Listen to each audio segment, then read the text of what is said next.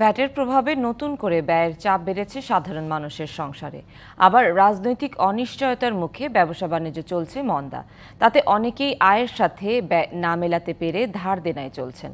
আর বাণিজ্যের মন্দার প্রভাবে ঘাটতি দেখা গেছে রাজস্ব আহরণে। অল্প সময়ে তা পূরণে অর্থ বছরের মাঝেই ভ্যাটকে বেছে নিয়েছেন সরকার, যার প্রভাবে ভোক্তার আয় ক্রয় ক্ষমতা কমে যাওয়ার পাশাপাশি কর্মসংস্থানও কমে যাওয়ার আশঙ্কা করছেন সংশ্লিষ্টরা।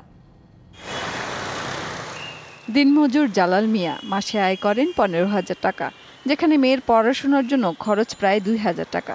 বাকি টাকায় চিকিৎসা, খাবার খরচ সহ অন্যান্য আনুষঙ্গিক ব্যয়গুলো মেলাতে হিমশিম খেতে হয়।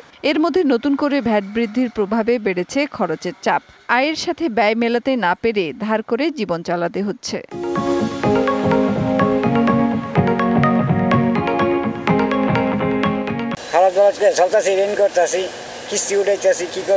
নগরে ফেরি করে জীবন চালানো শহীদ মিয়ার জীবনও কঠিন হয়ে দাঁড়িয়েছে।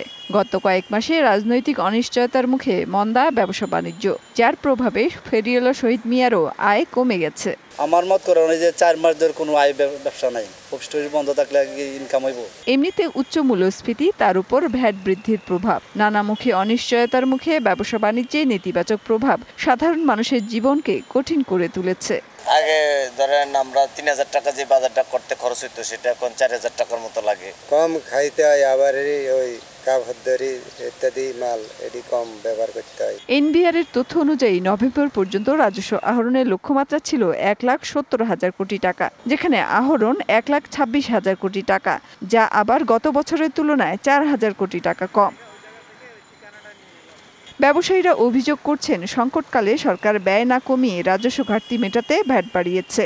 এনবিআর এর মাধ্যমে চাপ সৃষ্টির জাতাকলে পৃষ্ঠ হচ্ছে সাধারণ মানুষ। এর ফলে উৎপাদন ও কর্মসংস্থানে নেতিবাচক প্রভাব পড়বে বলে মনে করেন তারা।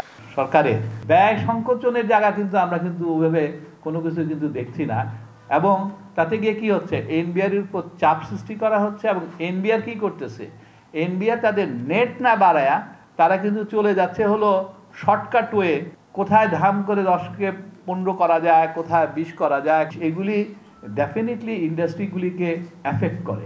রাজস্ব বোর্ডের সাবেক এই সদস্য বলছেন, গত কয়েক মাসে নানা অস্থিরতায় রাজস্ব আদায়ের ঘাটতি তৈরি হয়েছে, যা দ্রুত পূরণে ভ্যাটের মতো বিষয়টি বেছে নিয়েছে রাজস্ব বোর্ড।